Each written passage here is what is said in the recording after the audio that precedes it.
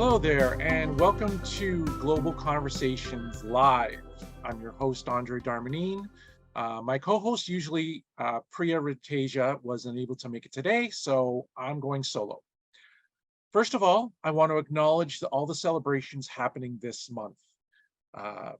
First of all, happy Pride for those celebrating in the 2S LGBTQIA plus communities. Also, for my fellow Canadians, happy National Indigenous History Month and Filipino Heritage Month, and to my neighbors to the south and fellow Trinidadians, of course, happy Caribbean American Heritage Month. So today, my guest, Kathryn Vazquez Kmiotek, I call her Kathy, and I'll tell you why, who's a director of channel marketing for Fortis.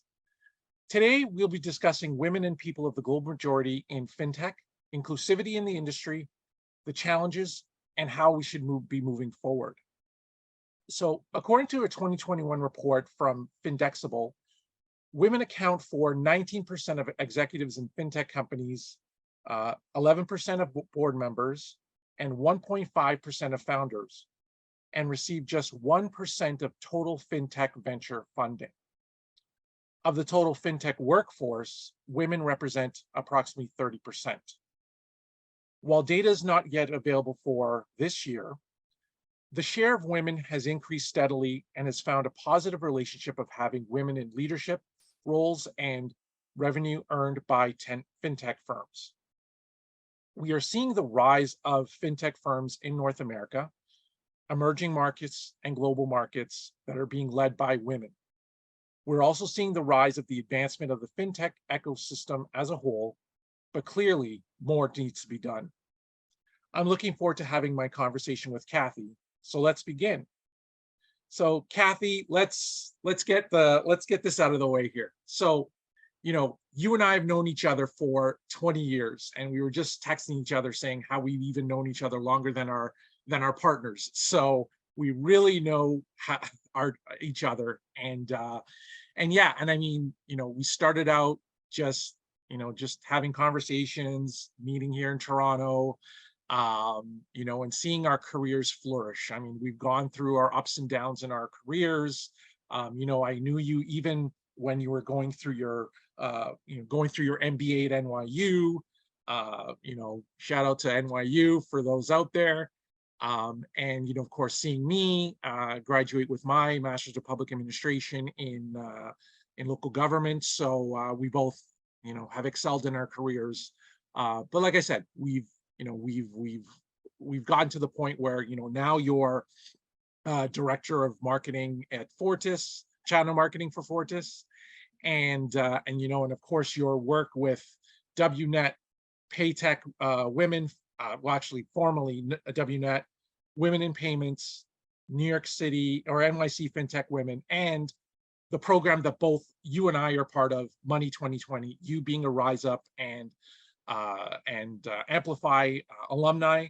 And of course, for me, I just joined as part of the Amplify program. So I mean, I've said so much about you and about us together. So I mean, this is where we start. So, Kathy, welcome for that. And yeah, I mean, if you want to dive in a little more in terms of your, how you got to where you are, and etc. By all means, indulge the audience with your excellent accolades. Sure, and yours as well. You've been part of this journey just as much with me, right? So if I do run into some audio issues, please just let me know. But yeah, you've summed us up really well. 20-year friendship, knew each other before our significant others and our partners in life, have seen our journeys transition and grow and shift, right? So there's been a change in both of what our journeys are, both as we've chatted through what our challenges have been, kind of navigating our professional worlds, sometimes how that translates into our personal worlds, as well as everything in between. I think you've even been there for both my pregnancies and beyond.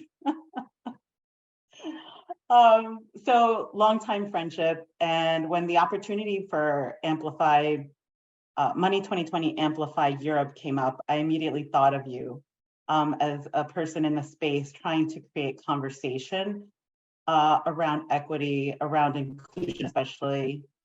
And I knew you had to be part of the conversation in the fintech world. So I recently became a part of the conversation in the fintech world. I inserted myself. For a long time, I believe that hard work, kind of just grinding and head down was my way to success. And that wasn't necessarily true. I mean, I learned a great deal. I am a hard worker by nature. That's just who I am. But I looked around and I was like, well, what's going on? And then I decided to join the payments world about 6 years ago through TSIS. And I was really given an opportunity, and I have to call out my leader there who hired me with no payments background. So she gave me an opportunity to come into an industry that I didn't know. I kind of knew the entrepreneur space and their journey and what that customer journey would be as well from my time at Ink and Fest company. But it was a new industry for me, and she gave me a hand up. Her name is Lisa Ludolf. And now I find it very important to name the people that help us along the way, right? That really open the doors, that create those pivotal moments for us. And I just heard about pivotal moments at Women in Payments LATAM Symposium from Frances Hondal, who was an amazing keynote speaker. So if you guys want to look her up, please do so. But from a journey perspective, I was then welcomed by Paytech Women, formerly WNet, and started raising my hand and becoming more actively involved. Visibility became important, and it became clear that hard work was only making me more invisible. Just the grind was making me more invisible. And it was really about vocalizing my visibility and helping those along the way as well. So that's sort of the little elevator pitch here. With Paytech Women, then led into Women in Payments, then led into NYC Fintech Women. And Money 2020, the Do Better Together program, both Rise Up and Amplify, was a huge catalyst in A, visibility, and B, voice. And both programs are unique and different from each other, even though there are many similarities under the Do Better Together program. But yeah, and we could explore more of that as we go through our conversation as well. Yeah, no. Actually, I think we're still having a little bit of technical issues on your end, Kathy. Your sound is a little muted. Is this better? No, it's still like there's this kind of, yeah, I'm not sure. I think it You might may wanna, be, it's unfortunately, I think it's Zoom. I always do terribly with Zoom. I think Let me see if taking off my headphones might work. yeah, maybe. Try that. Is this better? A little bit. A little bit. I mean, I can talk loudly. I am a New Yorker. At the end of the day, we scream at each other sometimes. It seems like everyone can hear, so I think we're okay. I mean, it's just like I said, maybe it's on my end, who knows. But anyway, besides the point, I think these are the technicalities we come through with doing things live, but we'll go with it. And so going through the industry, let's before we dive in a little bit, I want to go through your challenges in your career. I know you've mentioned about the initial talk about you being having your head down and just doing the work, and then realizing that that narrative doesn't work anymore, especially for women, especially as a Latina, Latine, Latinx, however we want to call it these days. So that doubly increases those challenges in the industry. So I want to know specifically, how did you overcome that, in your career, given that I've seen you personally, have some sort of struggles and challenges and whatnot initially before going to the Do Better program with both Rise Up and Amplify, and going through BillGo and et cetera. So, and I mean, I can say these companies because I know your resume, but so yeah, so like, given both as being a Latina woman, what kind of challenges did you see yourself facing? And then, how did you, outside of the Rise Up and all the programs, like, tell us about those challenges first of all, and not only, well, mainly within the fintech industry, your experiences in your words. Yeah, we are the sum of all of our experiences. Some of them good, some of them bad, some of them ugly. And it is a journey. And it is identifying those times in your journey where you made certain decisions that might not have been the best, or you were passed up, or you thought you were ready for something and didn't speak up. I've certainly experienced all of that and a whole bag. What really mattered is leadership, right? And there are types of leadership that work for different stages of your career, and not all leaders are equipped to lead. Not all leaders that have a leadership title, I should say, are equipped to lead, mentor, or sponsor. Some are just really put there as favors sometimes. There was that sort of green ideal mentality of, if I work hard, people will notice me, I'll get ahead. And there was an element of that, because you do build a reputation, right? Your work does speak for itself, and you are responsible for the work that you do. So that I don't want to negate that element, that working hard is a must, right? But it's also speaking about those wins. More often than not, I would shy away from what were my wins as a contributor. What did I do to help increase revenue, or what were the different elements that I contributed for cross-functionally, right, outside of my because yes, I am in marketing, but am I exclusive in marketing? Not really. I have to toggle between a whole bunch of different groups cross-functionally. So it was really going through that journey of, it's not just the work, it's creating and finding your voice. And for a long time, I felt like I had lost my voice. And some of that comes along with experiences, right? I had a particularly tough experience around pregnancy. And that sort of left me with a little PTSD. So I shied away from propelling my career forward. Also purposely and intentionally, I leaned back to be available for my family more. That was my choice as well. Also, but it was accompanied with a little bit of the comfort. We find comfort in our PTSD sometimes. It gives us the reason to lean back. And so, or the excuse, or whatever you want to call it. In my case, it was intentional. It was a little bit of comfort. And so I did lean back a bit, but I had good support in my lean back. And I will always be appreciative to my leadership at the time, Anne-Marie O'Keefe, who is at Fast Company and Inc., for really being there as a leader, as a manager, as someone that showed up for me at a time where, I needed it, and created an environment of comfort and of camaraderie where I was at the time. So I was there for 6 years. But then I asked myself, well, do I see myself here forever? And sometimes you have to have that pause. And that was the other thing I learned in going through some of the experiences that I did go through, is that you need to have a moment of pause, a moment of check-in. And that check-in was, do I want more, right? Do I want to am I comfortable? Is this it? And it, if the answer was yes, then that was okay.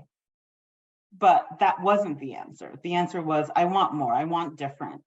How do I achieve that? And so switching industry was, and going into financial services was important for me. I had teetered into it a little bit prior to Ink and Faz Company, but then I felt like I wanted to come back into that world and really give it a try. And payments was that segue in. And like I said, leaders matter. And the leader that hired me was an exceptional leader, a mentor, someone that I still consider a mentor today, even though I've moved on from TSYS, now Global Payments. But she was an exceptional leader, literally empowering me, allowing me bandwidth to and leeway to own what I was working on and demonstrate what I did, but also calling visibility to me. She was super intentional about saying, I'm great because my team is great. Look at what Kathy's done. Here are some things that have, and seeing that sort of in an example made me want to also say, yeah, that's right, I did do that. Because I used to have a hard time saying, well, yeah, I've contributed X, Y, and Z. So yeah, let it come. And I still struggle with that sometimes, but Yeah. but seeing her example and doing that made me want to do that for myself, for those that I worked with, for her, and for other leaders across my organization at the time. So leadership matters, and who you have as a leader matters greatly. Yeah. And it No, shifts in your career journey. no, exactly. And I, and I hear that, and I, like I said, as we've been going through this initial part of the conversation of seeing, the struggles that you have gone through and both of us have gone through in our careers, and how we've been able to overcome that based on the fact that we've had leaders that have been supportive of us, who have challenged us and who have strived us to move forward. So yeah, so listening to your story, I mean, I have first experience knowing you, but I mean, letting the audience hear your story is very inspirational, and a lot of people here watching, whether now live or in the future, will hear, what they can do as a woman of color, and as a woman in general, in these times of challenges, and also overcoming those challenges. So with that, I just want to make a couple of points before we move into the main part of our conversation. Number one, this is being recorded, and so if you're not watching live, I will have the recorded feed. Well, the recorded feed will be on LinkedIn, but also have it on my YouTube channel, the Global Conversations YouTube channel. And so, and yeah, and that's about it. So anyway, let's begin here. So let's start with the actual ecosystem that I mentioned, the fintech and ecosystem that we start with. Gender gaps in financial inclusion continue to persist. And according to a July 2022 report from the IMF, International Monetary Fund, 65% of women have an account versus 72% of men. While fintech can help overcome the obstacles of socioeconomic and cultural factors, such as the role of gender stereotypes, expectations, disparities across regions and countries are large. So from your experience, what, if anything, is being done to close the gap from what you've seen? Those stats are staggering, right? And now you think about what that means in terms of long-term wealth, right? Or creating wealth. When you think about access to money, access to pretty much anything at a global scale, women are at a disadvantage at the start, right? And it starts with education and access to education, financial literacy. Women in the World Bank reported that women in the global workforce make up 40% of that workforce. And it really is, and then you see sort of the fallout happen as they rise. We get lost in that sort of middling level. But it really starts with education and access to education, financial literacy. There are a ton of programs right now that are running. Companies have to take a stake into this as well. One company that does is MasterCard. At least in the US, they have a Girls for Tech program. There are programs in the US called Girls Inc. And they're really about creating opportunities for girls in underserved communities throughout the footprint that they cover in the US. So there's an intentionality of really partnering with these programs, whether it's at a company level or a large scale, a large national, or actually large global, when you think about MasterCard as a brand. But also those smaller, more community-based programs as well. And if anything, it's a grassroots. It feels like a grassroots initiative at the end of the day, even though there is backing from companies and there is more visibility these days. Sometimes I wonder if the visibility is self-created because I'm part of all these different groups. But I try to intentionally go outside of them to see what else is going on and what's really being understood and heard. But it is very grassroots. It's creating that visibility, being that voice. Something I heard just recently when I was at Women in Payments LATAM was when you think of the migrants that come over, it's largely men, and the women get left behind. And so now the women are the driving forces for those economies in those countries. I believe it was Montserrat Garrido who said that in the panel that I was part of with her. And it was mind blowing. I was sitting as part of the panel and I was like, you know what? I've never thought of it that way. I've never thought that it's the women that are driving the economies as the men migrate.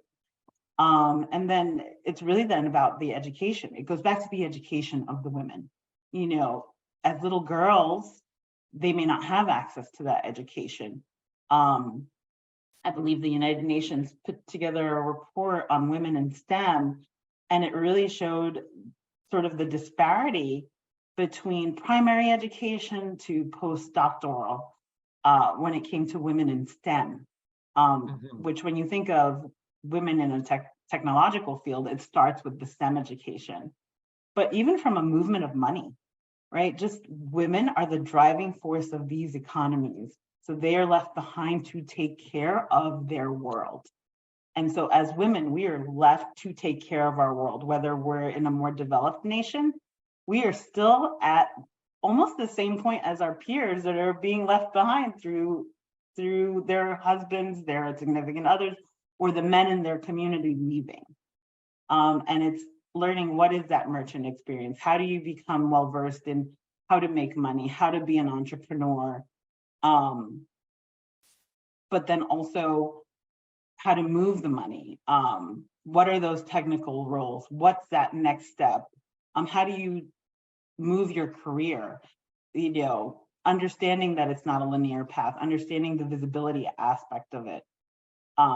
So what's being done? I believe there's a lot being done at a grassroots level. I think programs like Money 2020, Do Better Together, has been very intentional about setting targets against driving that type of conversation within the global fintech community because of the advantage they have in depth and breadth of audience. I think Tracy Davies really did an excellent job of identifying the gap, initially with Rise Up, right? But identifying the gap and then being very intentional on creating the visibility, working with Linda Fay on creating the Rise Up program, making sure that more speakers that were women were available and present not only through the Do Better Together program, but in the whole programming of Money 2020. And then expanding it into Amplify, right? Where Amplify 2021 was, I believe, the first cohort in the US. So shifting the narrative, not shifting, but including more to the narrative, right? Okay, we're going to talk about women. Well, you know what? We're missing a mark here. Let's talk about people of color, or you can call it global majority, and make it gender agnostic, right? So programs like that do a lot to help. You know, the ETA just launched an Empower Her program for women in the payments industry also as well. So there's, I think, more and more we're seeing that everyone's realizing the gap that exists, and that we need to address it, that there is a very monetary value associated with addressing these gaps for women, for the global majority, for those that differ from the norm. It starts with education, though. It starts with propelling that conversation. We don't know what we don't know, and we don't know what we don't want to see, right? And so it's creating that visibility. You're on mute, Andre. There we go. Yeah, no, it's important to hear these conversations because, you know, no matter which industry you're in, whether it's fintech, whether it's in, you know, in government, in nonprofits, and, you know, we hear the same story of the challenges women face in their industries, and you know, and how do we, you know, how do we persist, and how do we become resilient in these industries? And of course, we can't do this alone, right? And your story here, you know, indicates that immensely, right? Because of the fact of who your support network has been, you know, looking at the fact that, you know, with the inclusion part of it, where the gender gaps exist, you know, within the system, that ecosystem is large, and it's, you know, there's a lot of factors involved, and they all interact with each other. And, you know, this is something that we discussed in an earlier conversation where we talked about gender equity and allyship. So we need not only women empowering women, women supporting women, but also we need allies from, you know, from the cisgender male component, and also even, you know, as we're talking about pride, people within the QIA plus communities, right? We all need to be allies and support each other instead of being competitive with each other. And, you know, in North American culture, we hear, you know, it's always about a dog eat dog world, or, you know, or a competition, who does better than who.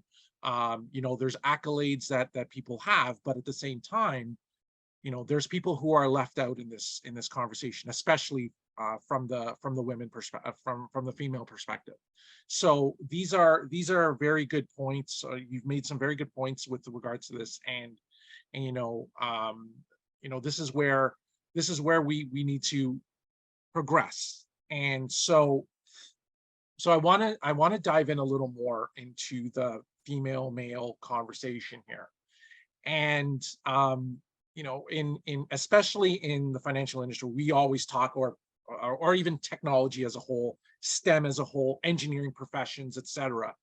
We always hear that, you know, tech bros, tech, you know, it's male dominated, white male dominated, white cisgender male dominated. And you know, this has been exemplified with the limited amount of people in the global majority in leadership positions in fintech that we mentioned earlier. And of course, you know, especially women, you know, they're astounding but yet disappointing. You know, and we had this conversation before our broadcast about, you know, the Latina populations. You know, the 1% of 1% of Latinas are in leadership positions in fintech. 20% of the US population are Latina, and 13% are Black. 7.4% are in Fortune 500 companies. So, you know, stemming from going on from what you were discussing about your experience, what do you think those contributing factors of the lack of leadership and lack of representation are, starting with the boards itself, because they are a huge component of this too, in terms of the diversity of the boards, or still the lack of diversity on boards. Yeah. So board diversity, right now, only, so an EY Women in Fintech report for the UK cited that women only hold 10% of fintech board seats. That is a staggering stat, right? That's 10% of a fintech board seat.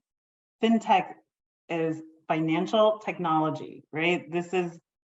These are innovators and entrepreneurs, companies that ultimately have a lot to do with the movement of money, that have to do with the movement of how money flows, the regulation behind it. So it's interesting that it's only 10% and quite staggering.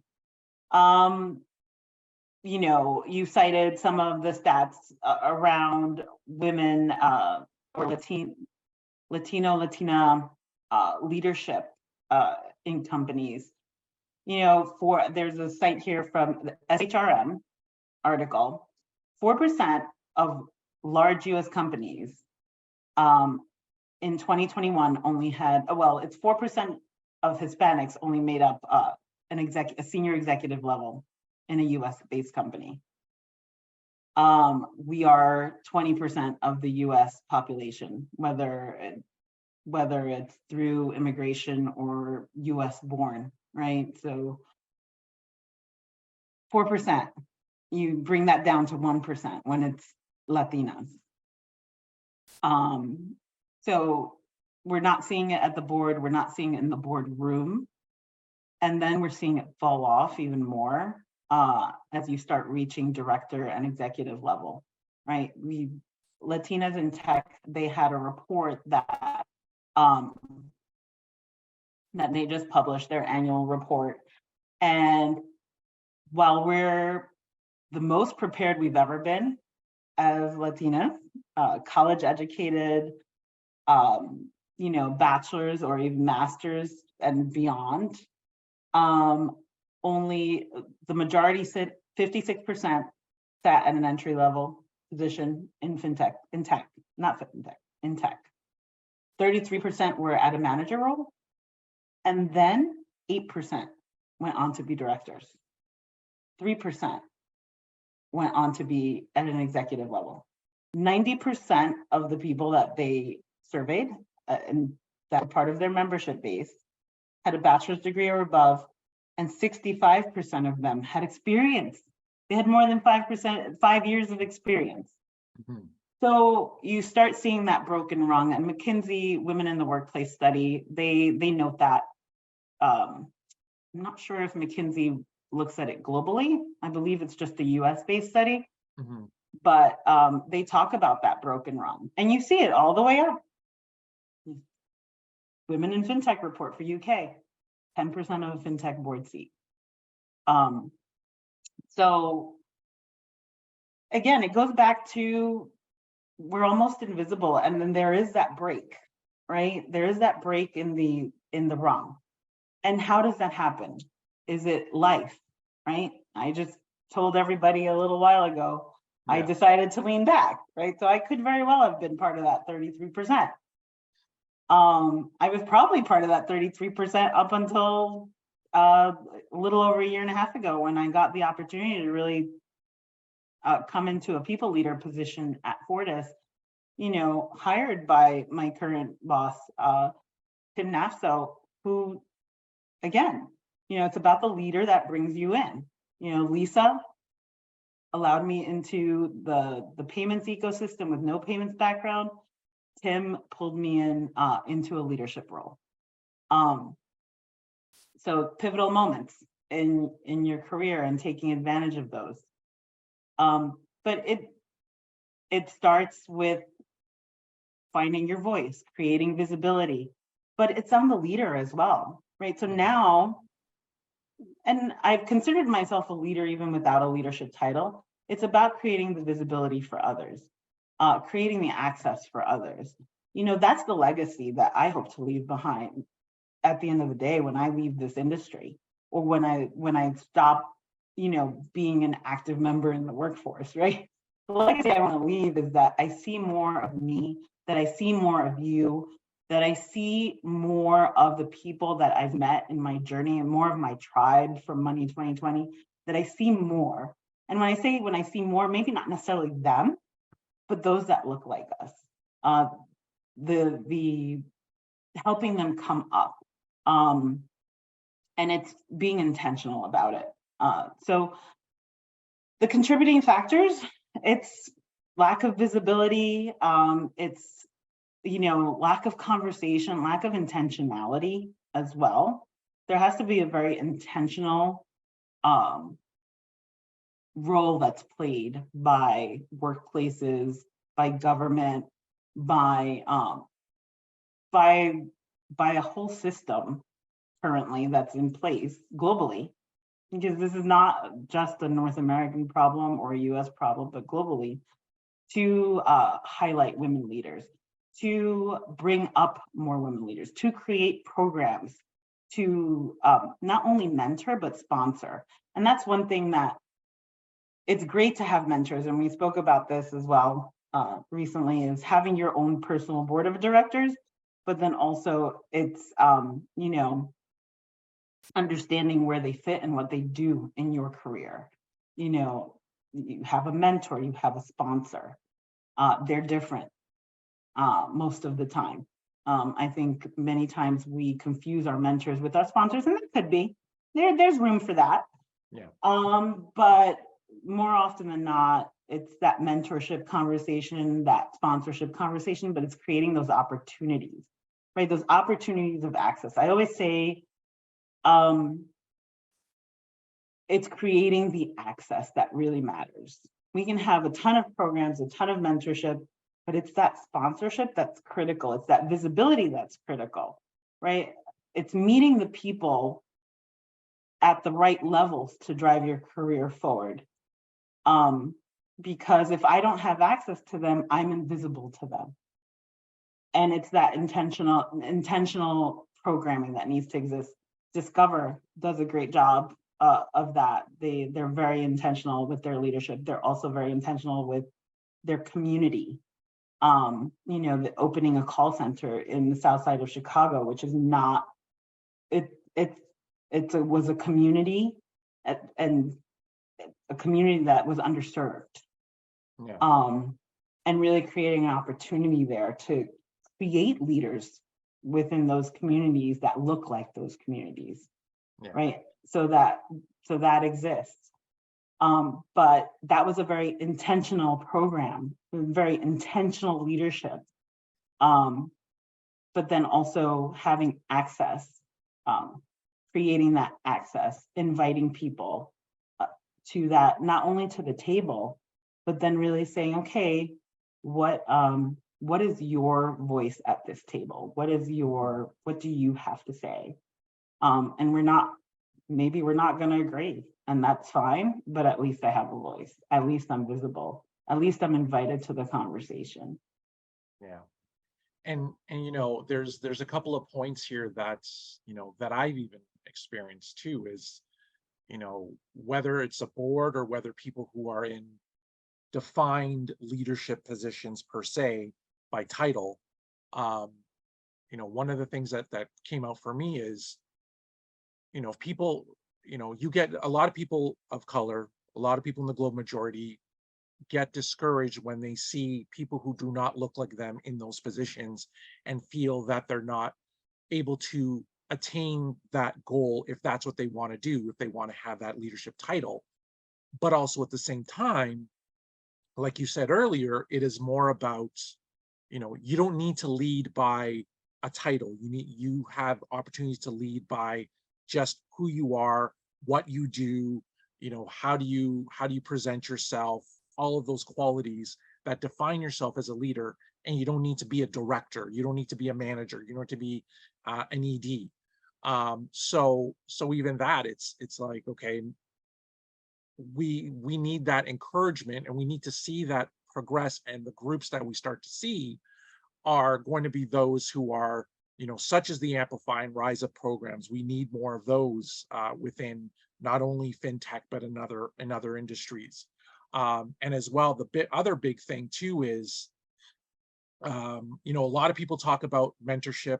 A lot of people talk about, um, just, basically mentorship, but we don't talk enough about sponsorship, because mentorship does not, the recruitment cycle and the leadership, leadership cycle, if you will, does not just stop at recruitment and mentorship. More so, it has to be who's talking about us when we're not around, right? That's the most important part of this conversation that we need to have. And I'm pretty sure in your circles, you've had people who have, who have not only supported you, but also who have talked about you when you're not in the room, and have been able to provide you access to those additional networks. And that's, especially in industries like technical industries, fintech, et cetera, we, this is a greater challenge of sponsorship, but it's getting better. And this is what you've experienced, right? So I think we've still got a long way to go in terms of visibility, in terms of who looks like us, which communities represent us, who support us, and also who don't, and who's there, within the professions that are going to be talking about us when we're not there. So I will add to that. It's the 1%, the 4%, right, that get up there. My hope is that they're looking to create more, and I do think, and I've heard that they feel that sense of obligation. Like I feel that sense to be in a board and say, you know what, there aren't other people here that look like me but me, so maybe we need to add that. So I've heard that from leaders that are people of color.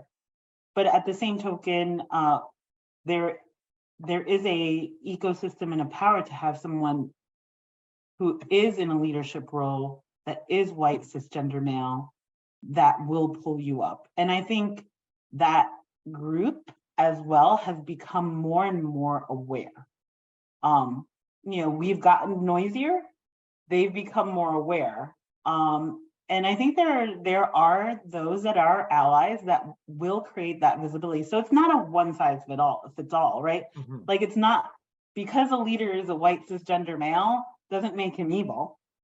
It's if they have the intention, and if they have the intentional leadership to create more room at the table for diverse opinions, for equitable conversations, and are intentional about creating that in their team, I say, let's do it, right? They're there for us. So to me, it's not just creating the visibility of us, but it's also identifying those intentional leaders that don't look like us, that will bring us up to create that visibility. But we have to be visible to them as well. So it is a lot of these programs through Money 2020, through Paytech Women, through Women in Payments, right? The access to that level increases. Yeah, no, and I fully agree here. And these are important points for people to be listening to, and to know that, we're not hating on certain people. We're not, we're actually all trying to be supportive of each other as we progress in our careers, as we advance the industries that we're in. So I want to dive into a little bit more, not just we've talked about the leadership, we've talked about boards, we've talked about the system in general, but there's also another factor in this. And the one thing is about the actual investors. Now, coming from the EDIB profession that I, as a practitioner, what I start to see is, we have conversations about metrics, and more so, especially in the private sector, financial sector, we talk about ESG, and I know that's not part of the conversation, but this is something that a lot of investors are looking at. They're not going to invest in companies that are not environmentally sustainable. They're not socially socially active, or even looking at sustainable targets and how they look further ahead, and also looking at their board governance, as I mentioned earlier. So with that, at the same time, where's that support for women? Because yes, we've already established that the majority of men in leadership and board positions are white males, but increasingly changing. But the one area are the investors, the venture capitalists. It's we don't see that much where it's women to women or men to women when it comes to the support of women-led entrepreneurs in the fintech industry. So that becomes a barrier of entry for global majority people who are going to be there. So what are you seeing in terms of the investors and VCs that are part of this conversation, and do you see any trends pointing upward for investors investing in women, especially globally in emerging markets and in our North American market? Yeah, so HBR had an article. It says, for female founders, fundraising only for female VCs comes at a cost, right? Companies founded solely by women receive less than 3% of all venture capital investments. Companies founded solely by women receive less than 3% of all capital investments. Less than 15% of those that control that, right? So women VCs, they're less than 15% of that community, right? So even in the VC world, there's limited visibility for women. Those that are paired, right? So now when you think of companies being founded solely by women, those that are paired with a male founder, it goes from less than 3% of all venture capital investment up to 16.5% when you add a male to the as a co-founder. So, I said it starts with education, right? From education to representation within the overall fintech and tech community, not just fintech, but we'll call it tech community. But then it's who's at the top investing. And yes, there is a case for ESG at the VC world, but that's not all VCs. I mean, let's call it for what it is. They're looking to make money at the end of the day. And so it is very intentional and of great importance, ESG, but I don't think that drives the entire VC world. Right. That's personal opinion, right? That's not. No, of course not. I mean, it's your experience, that's right? This is what you're opinion. seeing. Yeah. It's what I see or what I witness sometimes. Yeah. Versus what's said and what's really acted upon, right? At the end of the day. Yeah. So we're not seeing the investment even at an entrepreneurial level, right? So now we don't have representation with the products we want to bring through and the innovation we want to create.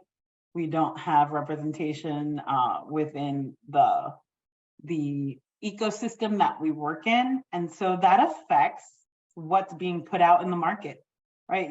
I just said that the women get left behind to drive economies. Well, what are those tools that they have?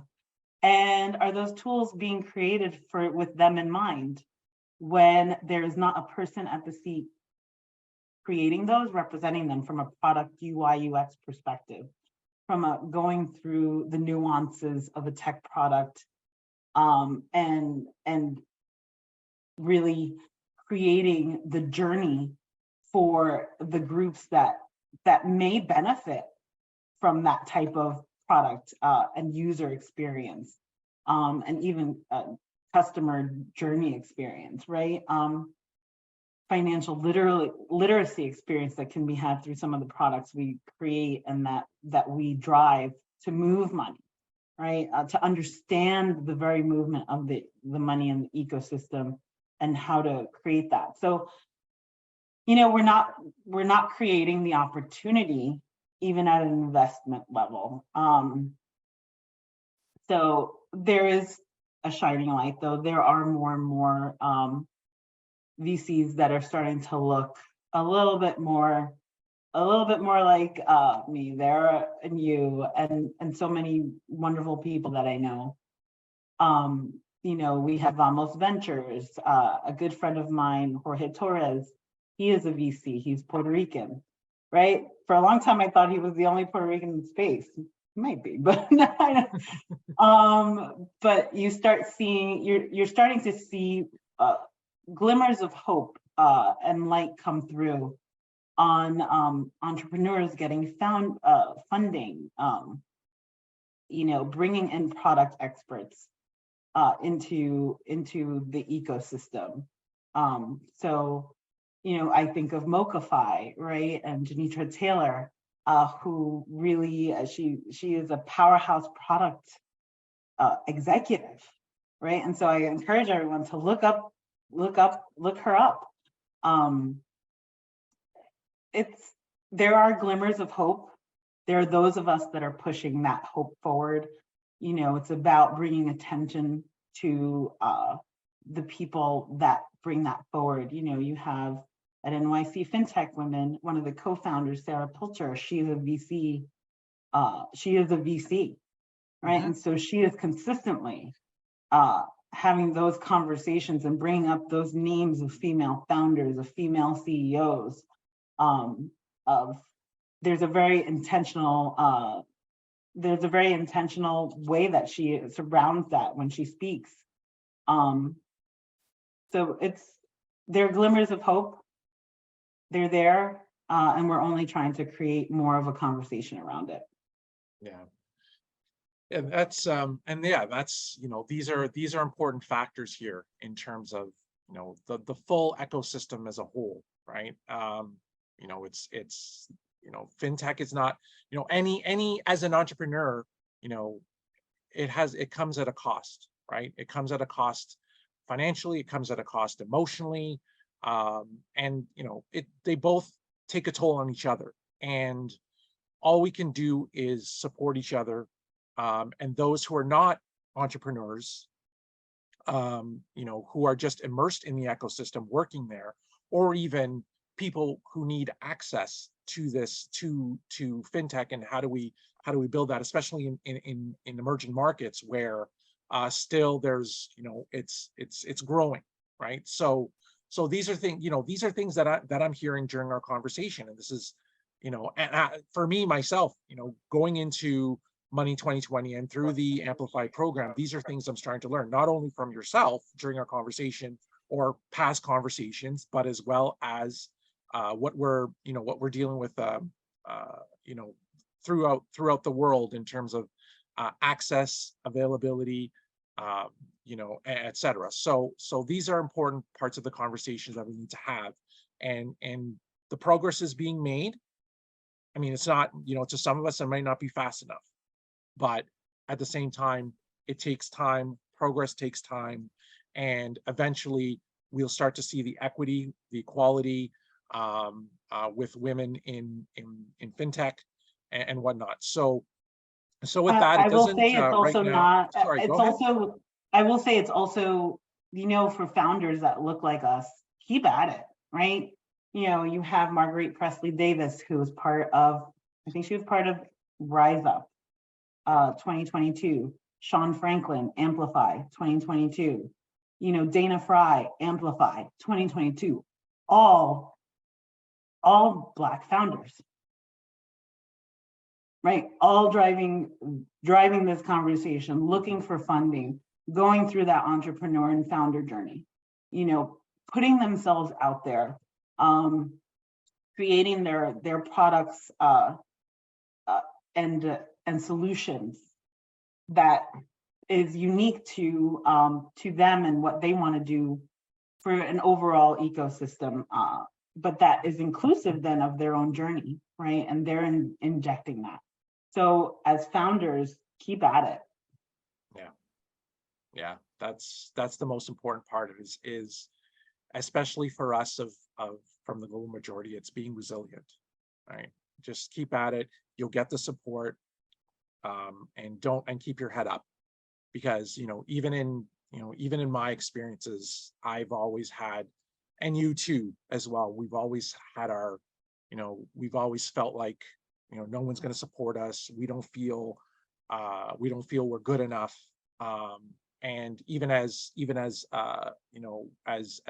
entrepreneurs, we will get that feel that we feel that way too. So it is important. That's a great message, and encouraging for people to go through programs like the ones that I'm going through now as a Amplify member, and is what you've gone through within your networks, within Rise Up and Amplify, and these are important networks to have, important people to have in our corners, and how we move forward within the work that we do. And it is So a tribe, right? It is yeah, a tribe, right? You exactly. build your tribe. Get that board of directors behind you, right? Your personal board of directors. Yeah, Those that are going to tell you the honest truth yeah, and give you that pulse check. yep, All those that will name your name in rooms that you're not in, and those that will be your pulse check yeah, at the end of the day. So build that tribe. I can't say enough how building my tribe, especially in the fintech ecosystem, has been so valuable hmm in how we support each other. yeah, When I think of the Rise Up community and the women that we are each other's tribes, Megan Mountain, Tiffany Haynes, Laura Gibson, you know, Amanda Colas, Shannon Rivera, right? I could name so many. I could keep hmm going. Stephanie Foster, Genevieve Dozier, right? I can keep going on and on. And it's important to say all those names, right? So that they have visibility as well. But they're part of this tribe that you're part of, that, you get to know each other. You become each other's advocates and each other's friends, and you kind of go through these journeys together in parallel, maybe not doing the same job or with the same end goal, but ultimately supporting each other. yeah. No, and those are excellent points for us to consider. So seeing that our live conversation, there hasn't been many questions. I'm sure that we can direct any questions for people, though, for people who are going to be listening to the conversation. So with that, we're going to close the conversation, but I want to give you the floor on any last words, and also where people can find you in the social media world and beyond. So Kathy, the floor is yours. Last words: do what scares you. I think I've done a few things that have scared me in the last few years, especially, and they've become pivotal moments in my journey. And do what scares you. You grow through the things that challenge you. Don't be afraid to fail, which is, I struggle with wanting to be perfect versus just seeing progress, right? And so do what scares you, and fight the sense of perfection. And then lastly, where can you reach me? LinkedIn is the best place that anyone can get in touch with me. So yes, I'm Kathy Kmiotek here, but on LinkedIn, I'm Kathryn Vazquez Kmiotek. Yeah. So please feel free to add me if we're not already connected. All right.